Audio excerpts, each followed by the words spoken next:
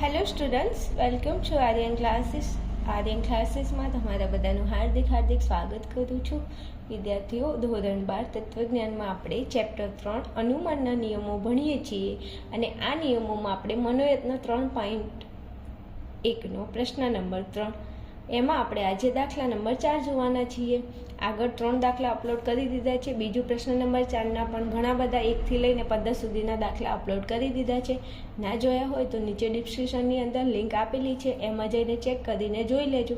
જે દાખલામાં તકલીફ હોય દરેક દાખલા એકવાર જોઈ લેશો અને જાતે ગણી લેશો તો બધા દાખલા આવડી જશે. દરેક વિદ્યાર્થીઓ, અમુકને જેને દાખલા નથી આવડતા, આ ચેપ્ટરમાં ખબર નથી પડતી, તો વિદ્યાર્થીઓ તમે પહેલાં અનુમાનના નિયમો અને તેના રૂપો તૈયાર કરી લો. જો એટલું આવડશે તો 100% તમે સારું દરેક દાખલા તમને આવડી જશે.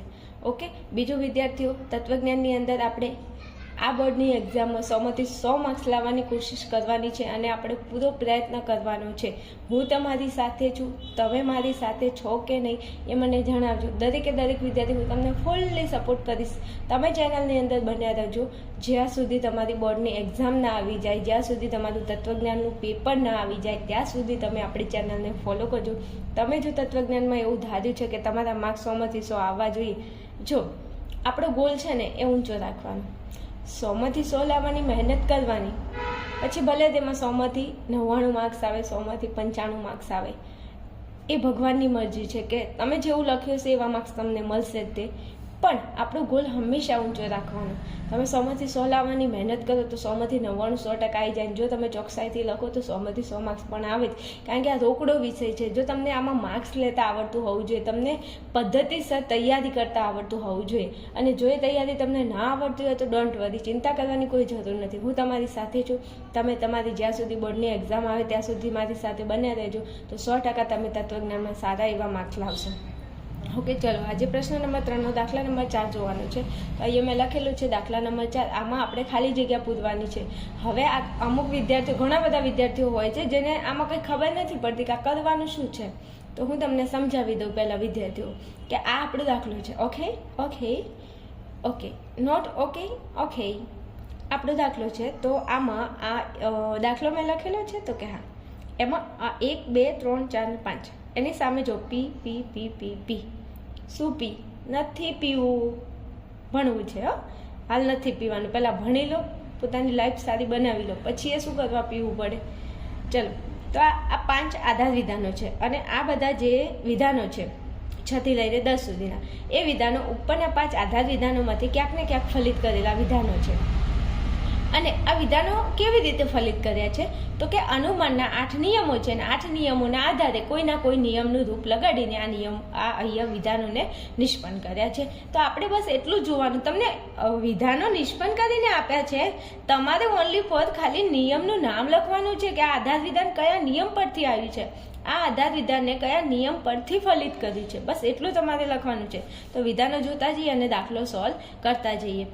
વાલા વિદ્યાર્થીઓ, થેન્ક યુ સો મચ. તમે બધા સારી એવી કોમેન્ટ કરો છો અને તમારી કોમેન્ટની હું રાહ પણ જોઉં છું, તમને રિપ્લાય પણ આપું છું. દરેક વિદ્યાર્થી વિડીયો જોવે તો ચેનલને સબસ્ક્રાઈબ અને વિડીયોને લાઇક શેર કરી શકે છે. ઓકે, ચાલો દાખલામાં આવો. હવે અહીંયા જુઓ, 5 નંબર સુધીના આધાર વિધાનો છે. હવે 6થા નંબરની સામે ખાલી જગ્યા આપી છે. તો આ ખાલી જગ્યા પૂરવા માટે તમારે શું કરવું પડે? તો આ ખાલી જગ્યા પૂરવા માટે પહેલાં જોવું પડે કે અહીંયા વિધાન કઈ છે. તો અહીંયા નિષેધ આર વિધાન છે. રેડી? તો કે હા, રેડી. હવે તમે અહીંયા જરા નજર કરો, આ નિષેધ આર છે તો કે હા. હવે આ 6થા નંબરની ઉપર જેટલા પણ આધાર વિધાનો છે 1 થી લઈને 5, એમાંથી તમને આ નિષેધ આર કઈ જગ્યાએ જોવા મળે છે? તો અહીંયા નથી, અહીંયા છે. જો નિષેધ આર અહીંયા 8 છે, પણ અહીંયા નિષેધાર છે તો આપણે નિષેધાર ઉપર થોડું ફોકસ કરીશું, કારણ કે જે અહીંયા નિષેધાર આપેલો છે તો અહીંયા પણ નિષેધાર છે, તો એ જોશો તો વધારે ખ્યાલ આવશે. હવે નિષેધાર અહીંયા છે. રેડી? ઓકે, ચલો. હવે નિષેધારની આગળ જુઓ, સર્વોપરીકારક કયું છે? તો કે નિષેધારની આગળ સર્વોપરીકારક તરીકે શરતી છે. હવે અનુમાનના 8 નિયમો, આ 8 નિયમોમાંથી કયો એવો નિયમ છે જેમાં શરતી કારક તરીકે આવે છે? તો હું અહીંયા ઉપર લખું છું, અહીંયા જગ્યા છે એટલા માટે. તો હું એમ કહું છું કે એક એમપીનો નિયમ છે અને એક એમટીનો નિયમ છે. રેડી? તો કે રેડી. હવે તમે પહેલાં રૂપ લખી દો. છોકરાઓ આ હું તમને સમજાવું છું, ભણાવું છું એટલા માટે આ લખું છું. બાકી પરીક્ષામાં આવે તો આવું કરવા ન જવાય. અને જો તકલીફ પડતી હોય તો કરવું પણ પડે, એમાં કોઈ નવાઈ નથી, કરવું પણ પડે. કરીને જોઈ લેવાનું આપણે જવાબ સાચો પડતો શું કરવા એવી મહેનત ના કરે. ચલો, પી શરતી ક્યુ, પી તેથી ક્યુ, આ એમપીનું રૂપ છે.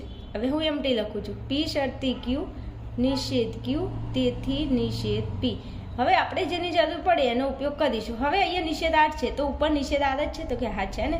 હવે જો આ નિષેધાર્થ શરતી, અહીંયા પણ શરતી છે, અહીંયા પણ શરતી છે, તો આ બંનેમાંથી ઉપયોગ કોનો થશે? તો કે એમપીનો. એ તમને ક્યાંથી ખબર પડી એમપીનો ઉપયોગ થાય? મને ખબર પડે, કેમ ન પડે? જો અહીંયા નિષેધાર્થ છે, અહીંયા પણ નિષેધાર્થ છે. ઓકે, બીજું અહીંયા એમટીમાં નિષેધ ક્યુ અને નિષેધ પી છે.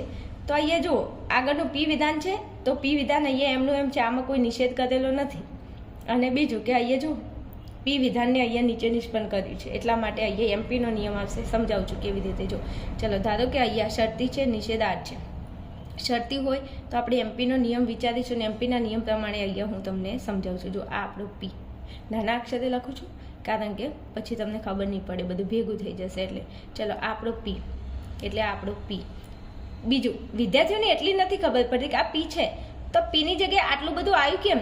વિદ્યાર્થી આ પી પરિવર્તી છે, પી પરિવર્તીની જગ્યાએ વિધાનો મૂકેલા છે અને પીની જગ્યાએ કોઈ પણ વિધાન મૂકી શકે. એક વિધાન હોય અથવા બે પણ વિધાન હોય, સાદું વિધાન હોય, સંયુક્ત વિધાન હોય, જટિલ સંયુક્ત વિધાન પણ હોઈ શકે. એટલે એવું જરૂરી નથી કે આ પી છે તો પીની જગ્યાએ એકલો એ જ આવે, એકલો બી જ આવે. નહીં, પીની જગ્યાએ આવી રીતે કોઈ પણ વિધાન મૂકી શકે, સાદું, સંયુક્ત અને જટિલ સંયુક્ત. ચલો, આ પી એટલે આપણું આખું આ વિધાન. પછી આ શરતી, શરતીનું શરતી. પછી કોણ છે? ક્યુ. તો આ નિષેધાર્થ એટલે આપણું ક્યુ વિધાન. હવે રૂપ પ્રમાણે જોજો તમે, તો આપણું આ પી વિધાન એટલે પી, શરતીનું આ શરતી, ક્યુ એટલે આપણું નિષેધાર્થ. હવે એમપીના રૂપ પ્રમાણે નીચે કયું વિધાન ફલિત હોવું જોઈએ? તો કે પી વિધાન. તો પી વિધાનમાં અહીંયા છે કોણ? તો કે એ સમુચય બી. તો જોજો અહીંયા નીચે એ સમુચય બી છે, તો કે હા આ રહ્યું. હવે જો પી વિધાન એટલે એ સમુચય બી છે, તો ક્યુમાં આપણું કયું વિધાન છે? નિષેધાર્થ. તો નિષેધાર્થ નીચે હોવો જોઈએ, તો આ જો નિષેધાર્થ છે જ તે. તો બસ આપણને નિયમ મળી ગયો. કયો નિયમ છે? એમપીનો નિયમ. કયા આધાર વિધાનો પરથી? તો કે 4 નંબર અને 5 નંબર ઉપરથી 6ઠા નંબરનું વિધાનને શું કર્યું છે? તો કે ફલિત કર્યું છે. તો અહીંયા આપણે લખી શકીએ કે 4 નંબર, 5 નંબર અને નિયમ એમપીનો. પતી ગયું, ખાલી જગ્યા પૂરી. હવે અહીંયા જુઓ, અહીંયા છે નિષેધ ડી છે ને, નિષેધ ડી. તો કે હા, હવે તમે આ 7 નંબરમાં છે, આ 7 નંબરથી ઉપર જેટલા 6ઠું 5મું જેટલા પણ આધાર વિધાનો છે એમાં ચેક કરો નિષેધ ડી તમને કઈ જગ્યાએ દેખાય છે. ઓકે, તો થોડું ચેક કરો. તો અહીંયા જુઓ 1 2 3 4 આ જેવી નિષેધ ડી દેખાય છે? તો કે હા દેખાય છે 100%. તો હવે નિષેધ ડી છે તો જ્યારે પણ પહેલાં અહીંયા જોવાનું આ કયું વિધાન નિષ્પન્ન કરે? નિષેધ ડી. હવે નિષેધ ડી છે ક્યાં? તો કે આ થયું. હવે આ નિષેધ ડી અહીંયા છે, એના આગળ સર્વોપરી કારક કયું છે? તો કે વિકલ્પન. હવે વિકલ્પન આવતું હોય એવા અનુમાનના નિયમો કેટલા? તો મને એક જ નિયમ યાદ આવે છે, ડીએસનો નિયમ. તો હું ડીએસનું રૂપ લખી દઉં. તો કે પી વિકલ્પન ક્યુ. જો હમણાં શરતી થઈ જતો, એટલે ધ્યાન રાખવાનું, આમાં શરતી ના થાય ને એનું ખાસ ધ્યાન રાખવાનું. પી વિકલ્પન ક્યુ, નિષેધ ક્યુ, તેથી પી. રેડી? આવું થાય. બીજું, આને બીજી રીતે પણ લખાય છે, પી વિકલ્પન ક્યુ, નિષેધ પી, તેથી ક્યુ. હવે આ બંનેમાંથી આપણે જેનો ઉપયોગ થતો હોય, અહીંયા જેનો ઉપયોગ કરેલો હોય એ ચેક કરી લઈએ. તો જુઓ અહીંયા આ નિષેધ ડી છે, ક્યાં દેખાયું? આ રહ્યું. તો અહીંયા આવી જાઉં. હવે જોજો આ વિકલ્પન છે એટલે આપણે ડીએસનો નિયમ યાદ કરશું. હવે ડીએસના નિયમમાં પી છે, તો આ પીની જગ્યાએ કયું વિધાન છે? આ જ વિધાન. પછી વિકલ્પન, તો આ રહ્યું વિકલ્પન. ક્યુની જગ્યાએ આપણું કયું વિધાન છે? તો કે નિષેધ ડી. હવે હું એમ કહું છું કે જો ડીએસનો નિયમ લગાડ્યો હોય તો કાં તો આ વિધાનનો નિષેધ કર્યો હશે, ક્યુનો નિષેધ કર્યો હશે અથવા પીનો નિષેધ કર્યો હશે. હવે પી એટલે આર અને ક્યુ એટલે નિષેધ ડી. હવે નીચે કાં તો પી વિધાનનો નિષેધ હશે કાં તો ક્યુ વિધાનનો નિષેધ હશે. તમે જોજો આ આર વિધાન છે, આરનો નિષેધ ક્યાં છે? હા આ રહ્યો જો આરનો નિષેધ. તો આર એટલે આપણું કયું વિધાન? તો કે પી વિધાન. તો પીનો નિષેધ છે તો મતલબ આપણે આ રૂપનો ઉપયોગ કરવાનો થાય. કેવી રીતે હું તમને અહીંયા સમજાવ્યું. પી એટલે આર, વિકલ્પનનું વિકલ્પન, ક્યુ એટલે નિષેધ ડી, પછી નિષેધ પી. નિષેધ પી એટલે પી વિધાનમાં કયું વિધાન છે? જો તો પીની અંદર આપણું આર વિધાન છે, તો અહીંયા પીનો નિષેધ કર્યો તો અહીંયા આરનો નિષેધ હશે, તો આ રહે જો આરનો નિષેધ. અને હવે ક્યુ વિધાન તરીકે આપણું કયું વિધાન છે? તો કે નિષેધ ડી. તો નિષેધ ડી એમના એમ છે નીચે? તો કે હા છે. તો બસ જવાબ આવી ગયો આપણો. તો કે અહીંયા ત્રીજા નંબરનું આધાર વિધાન આ નિષેધ ડી આવી તો ખરા, પણ કઈથી? ઉપર ત્રીજા નંબરનું આધાર વિધાન અને નીચે છઠ્ઠા નંબરનું આધાર વિધાન. તો કે 3 અને 6, 3 અને 6. નિયમ કયો આપણે યુઝ કર્યો? તો કે ડીએસનો નિયમ. ઓકે, સમજાય છે મારા વાલા વિદ્યાર્થીઓ? હું તમને બહુ ડીપમાં સમજાવવાની કોશિશ કરું છું. લગભગ આખા યુટ્યુબમાં હું એવું ના કહી શકું, ઘણા બધા સર્ચ છે, સારું ભણાવે છે. મતલબ હું તમને એક એક પોઈન્ટ, એક એક વસ્તુ તમને 4-5 વખત હાઇલાઇટ કરું છું એમ. ઓકે, ચલો હવે અહીંયા આવો. જે શરતી પી, તો જે શરતી પી આ 7 થી લઈને 1 સુધીના વચ્ચેના આ બધા આધાર વિધાનોમાં તમને જે શરતી પી ક્યાં દેખાય છે? તો મને અહીંયા દેખાય છે. તો કે હા, તો અહીંયા આવી જાઓ, અહીંયા હાથ રાખવાનો. હવે જે શરતી પી છે એમાં સર્વોપરી કારક જુઓ, કોણ છે? વિકલ્પન. તો વિકલ્પન હોય એવા અનુમાનના નિયમ હતો કે આ રહ્યો ડીએસનો નિયમ. રેડી? તો અહીંયા લખેલો છે ડીએસનો નિયમ. તો હવે જો ડીએસનો નિયમ અહીંયા યુઝ કર્યો તો આપણો જવાબ આવી જાય. તો કે આવી જાય. હવે જોજો, આનો ડીએસના નિયમનું રૂપ શું થાય? તો કે પી વિકલ્પન ક્યુ, નિષેધ ક્યુ, તેથી પી. અને આ પણ છે. આ બંનેમાંથી કોનો ઉપયોગ કર્યો છે આપણે ચેક કરી લઈએ. ચલો, પી એટલે આપણું આ ડી વિધાન, વિકલ્પન એટલે વિકલ્પન, ક્યુ એટલે આપણું આ જે શરતી પી વિધાન. રેડી? ઓકે, ચલો હવે જો આ રૂપ વાપર્યું હોય, અહીંયા તમે બે બાજુ ધ્યાન રાખજો, અહીંયા પણ અને અહીંયા પણ. આ ઉપરનું સેમ ટુ સેમ મળી ગયું. હા, હવે જો પી નો નિષેધ કર્યો હોય તો આપણે કોનો નિષેધ જોશે? તો કે આ પી એટલે ડી વિધાન, ડી વિધાનનો તમને નિષેધ આપેલો હશે. રેડી? તો આ રૂપ વપરાય. જો પી એટલે આપણો ડી, જો ડી નો નિષેધ કર્યો હોય તો જે શરતી પી નીચે ઉતરે. તો જો અહીંયા આ નિષેધ પીમાં આ ડી વિધાન છે, તો ડીનો નિષેધ અહીંયા છે? તો કે હા છે. તો મતલબ આ રૂપનો ઉપયોગ કર્યો છે એમને. અહીંયા જો આ ડી એટલે આપણો પી, વિકલ્પન જે શરતી પી, આ જે શરતી પી એટલે આપણું ક્યુ વિધાન. હવે આ પી વિધાન છે એનો અહીંયા નિષેધ કર્યો છે. તો પી વિધાનમાં આપણું કયું વિધાન છે? ડી વિધાન. તો જો અહીંયા 7મા નંબરમાં ડી વિધાનનો નિષેધ છે. તો કે હા છે. તો હવે પી નો નિષેધ કર્યો હોય તો ક્યુ વિધાન નીચે ઉતરે. તો ક્યુ એટલે આપણું જે શરતી પી, જે અહીંયા નીચે નિષ્પન્ન કરેલું છે જ તે. ઓકે, તો હવે જે શરતી પી નિષ્પન્ન તો થયું, પણ કયા આધાર વિધાન પરથી? તો કે બીજા નંબરના. પછી અહીંયા 7મા નંબરના. તો લખો 7. અને નિયમ આપણે કયો લગાડ્યો છે? તો કે ડીએસનો નિયમ. તો લખો ડીએસ. રેડી છે? હા, રેડી છે. ચલો હવે અહીંયા આવી જાઓ. ચલો, કે શરતી પી. તો કે શરતી પી ઉપર જુઓ, ક્યાં દેખાય છે? બિલકુલ નથી, કોઈ જગ્યાએ નથી કે શરતી પી. તો ગભરાવાની કોઈ જરૂર નથી. આ શરતી છે, એના ઉપરનું વિધાન ચેક કરો, એ પણ શરતી છે. તો હવે આપણે એટલો અંદાજ લગાવી શકીએ કે એક એવો અનુમાનનો નિયમ છે જેનું નામ છે એચએસનો નિયમ છે ને. અને એચએસનું રૂપ એવું થાય છે કે પી શરતી ક્યુ, ક્યુ શરતી આર, તેથી પી શરતી આર. તો જો હું એમ કહું છું કે અહીંયા આ ફલિત વિધાન છે, એના ઉપર શરતી આવે છે ને એના ઉપર પણ શરતી આવે છે. આવે છે કે નહીં? તો કે હા આવે છે. તો અહીંયા આ કે શરતી પી વિધાન ફલિત કરેલું છે ને એના ઉપર શરતીવાળું વિધાન છે. તો આપણે એક ટાઈમ એચએસનો નિયમ વિચારીએ તો આપણો જવાબ કદાચ આવી જાય અને 100% આવી જાય. ચલો હવે ધ્યાન આપજો, જ્યારે આ વિધાનો છે ને એને તમારે આ રૂપમાં ગોઠવતા શીખી જવાનું, તો તમારો જવાબ આવી જશે.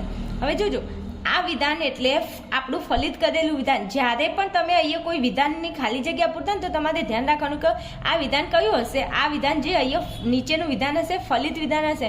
અને ફલિત વિધાન એટલે 3 ટપકા પછી જે વિધાન આવે એને ફલિત વિધાન કહેવાય, મારી ભાષામાં કહું તો. ઓકે, હવે આ રૂપ છે એને આપણે આ વિધાનો અંદર ગોઠવી અને આપણો જવાબ લાવવાનો છે. તો આ કે શરતી પી એટલે કયું વિધાન? તો કે ફલિત વિધાન. તો કે ફલિત વિધાન એટલે એચએસના નિયમ પ્રમાણે ફલિત વિધાન કયું થાય? તો કે આ પી શરતી આર. તો આના સામે હું આ વિધાન લખું કે આ કે શરતી પી. મેં કેમ આવું લખ્યું? આવું લખ્યું કેમ? આ એટલા માટે લખ્યું કે આ એચએસનું રૂપ છે અને આપણે આ ફલિત વિધાનને આ રૂપમાં ગોઠવી અને આપણો જવાબ લાવવાનો છે. ઓકે, તો કે ઓકે. તો જો આ પી, પી એટલે કે શરતીનું શરતી, આર એટલે પી વિધાન. આપણો આર એટલે કયું વિધાન? આરની જગ્યાએ કયું વિધાન છે? પી વિધાન છે. રેડી? તો કે હા રેડી. હવે જોજો, આ પી ઉપર કઈ જગ્યાએ છે? તો કે આ રહી પહેલા નંબરે. અહીંયા જુઓ, આ પી અહીંયા ઉપર રૂપમાં કઈ જગ્યાએ છે? તો કે પહેલા નંબરમાં. તો પીની જગ્યાએ આપણે વિધાન અહીંયા કયું આપેલું છે? તો કે વિધાન. તો જે જગ્યાએ પી હોય તે જગ્યાએ હું કે મૂકી દઉં, પછી શરતીનું શરતી, અહીંયા ખાલી જગ્યા. કારણ કે અહીંયા પી ના આદત છે, ક્યુ મારી જોડે નથી, તો અહીંયા ખાલી જગ્યા રાખો, અહીંયા કોઈ વિધાન આવશે. ઓકે, ચલો હવે અહીંયા આવો. પી એટલે આપણું, પી એટલે કે અને આર એટલે આપણો પી. હવે આર કઈ જગ્યાએ છે તો કે બીજા નંબરે, તો આરની જગ્યાએ વિધાન આપણને કયું આપ્યું છે પી વિધાન, તો એ લખી દો પી વિધાન. એની આગળ આપણે મૂકશું શરતી, અહીંયા ખાલી જગ્યા છે. તો હવે કે શરતી પાછળ કોઈ વિધાન આવતું હોય એવું તમને આખા રૂપલક્ષી સાબિતીમાં દેખાય છે તો કે આ રહી જો કે છે શરતી છે ને અહીંયા વિધાન આપણને ખબર નથી પણ અહીંયા આપેલું છે જે વિધાન, તો જો આજે બીજું આ કે શરતી પી કયા નંબરે છે તો કે 1 નંબરે, લખો 1 નંબર. હવે શરતી પી આવું કોઈ વિધાન તમને ક્યાંય દેખાય છે શરતી પી આ જો શરતી પી, તો આ પી છે તો શરતીની આગળ છે કોણ તો કે જે શરતી પી. હવે જોજો આ કયા નંબરે છે તો કે 8મા નંબરે, રેડી. અને એના નીચે કે શરતી પી આ છેલ્લું વિધાન તો આપણી જોડે હતું જ, નિષ્પન્ન થયેલું વિધાન. આ કયા નંબરે છે 9મા નંબરે. તો જો એચએસનો નિયમ અહીંયા લાગુ પડી જાય છે, જો 1 8 અને એના ઉપરથી આપણે કે શરતી પી વિધાનને શું કરી શકીએ તો કે ફલિત કરી શકીએ છીએ. દેખાય તો છે ને? હા, ચલો જોઈ લો. ફરી અહીંયા રૂપ લખું, અમુક વિદ્યાર્થીઓને ખબર પડી હોય ના પડી હોય ફરીથી લખી દો. જો પી શરતી ક્યુ એટલે આપણું કયું વિધાન તો કે શરતી જે વિધાન, રાઈટ. ચલો પછી ક્યુ શરતી આર, તો આ ક્યુ શરતી આર એટલે આપણું કયું વિધાન તો કે જે શરતી પી વિધાન. તેથી આ પી શરતી આર એટલે કયું વિધાન તો કે શરતીને પી વિધાન, રેડી. ઓકે, આ વિધાનને આપણે ફલિત તો કર્યું પણ આ વિધાનને આપણે કયા આધાર વિધાનો પરથી ફલિત કર્યું છે તો કે જો અહીંયા 1 નંબર અને 8 નંબર. જો આ વિધાન આ 1 નંબરમાં છે અને આ 8 નંબરમાં છે, તો લખો અહીંયા 1 નંબર 8 નંબર. નિયમ આપણે કયો યુઝ કર્યો તો કે એચએસનો નિયમ, રાઈટ. ચલો હવે છેલ્લે આવો લાસ્ટમાં તો કે શરતી પી વિકલ્પન નિષેધાર. હવે જ્યારે પણ તમને આ કે વિકલ્પન કે શરતી પી અહીંયા વિકલ્પન છે તો વિકલ્પનનો મતલબ એક નિયમ છે અનુમાનનો જેનું નામ છે એડનો નિયમ, અને તેનું રૂપ શું થાય છે કે પી. તેથી પી વિકલ્પન ક્યુ. તો આપણે જોવા જઈએ તો આપણું આ જે પી વિધાન છે એમાં જે વિકલ્પન હશે ને પાછળ જે વિધાન હશે ને એને આપણે બેઠું શું કરવાનું છે તો કે એડ કરી દેવાનું છે. તો અહીંયા જો આ આપણો પી, આ વિધાન એટલે આપણું પી વિધાન, વિકલ્પનનું વિકલ્પન નિષેધાર છે તો એને આપણે નિષેધારને કંઈ નહીં, નિષેધારનો અહીંયા શું કરેલો છે તો કે એડ કરેલ છે. હવે જો આ એડના નિયમ પ્રમાણે આ પી છે તો આ આપણો પી. હવે પી વિધાન ઉપર હોવું જોઈએ તો પી વિધાન ઉપર છે તો આ રહ્યું જો કે શરતી પી, તો કે આ આપણો પી. તેથી પી વિકલ્પન નિષેધાર. તો અહીંયા એડના નિયમનું રૂપ અહીંયા લાગુ પડે છે તો કે હા પડે છે. તો હવે તમે આ 10મા નંબરનું વિધાન લાવ્યું ખરા પણ ક્યાંથી લાવ્યું તો કે 9મા નંબર ઉપરથી. તો લખો 9 અને 9મા નંબરના વિધાનમાં આ વિકલ્પન નિષેધારને શું કર્યું છે તો કે એડ કર્યું છે, રેડી. તો અહીંયા નિયમ કયો યુઝ કર્યો છે તો કે એડનો નિયમ. ઓકે, જો અહીંયા જે વિધાન હતું એ વિધાન અહીંયા આપેલું છે અને અનુમાનના બધા જ નિયમોનો ઉપયોગ કરી અને આપણે કમ્પ્લેટ અહીંયા આપણો જવાબ આવી ગયો છે. દરેક વિદ્યાર્થીને આમાં બહુ તકલીફ પડતી હોય છે. કંઈ તકલીફ લેવાની કોઈ જરૂર નથી, શાંતિથી એક તમારે શું કરવાનું, જે વિધાન નિષ્પન્ન કરેલું હોય ને એ વિધાન ક્યાં છે એ જોવાનું.